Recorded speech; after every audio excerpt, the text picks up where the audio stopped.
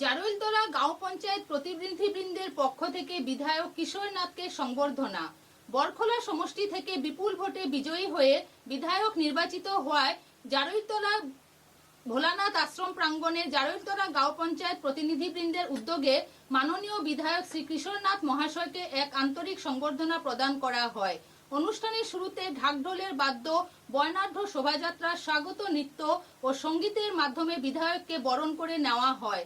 পরে জারৈলতলা গাঁও পঞ্চায়েত প্রতিনিধিবৃন্দের পাশাপাশি বাজার কমিটি, বিভিন্ন স্বনির্ভর গোষ্ঠী, এসএসজি, স্থানীয় ক্লাব এবং এলাকার বিশিষ্ট ব্যক্তিবর্গ তাকে ফুলের তোড়া, উত্তরীয় ও স্মারক প্রদান করে শুভেচ্ছা ও অভিনন্দন জানান।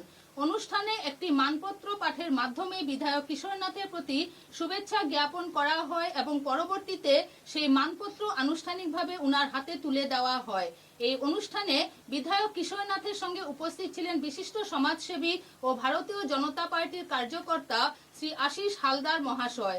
অনুষ্ঠানস্থলে উনাকেও সম্মাননা প্রদান করা হয়।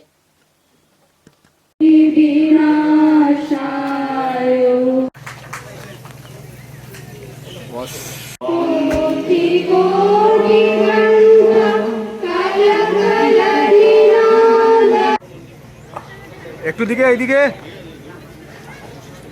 বাস।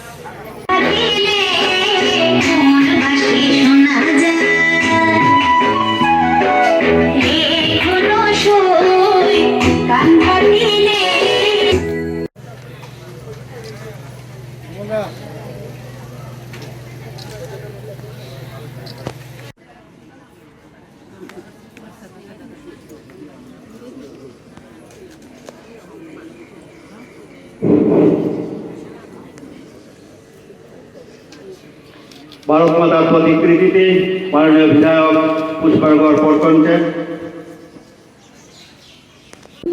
বন্দে মাতরম শ্যামলাং সরলাং भारत माता की, भारतीय जनता पार्टी, बीजेपी, नरेंद्र मोदी।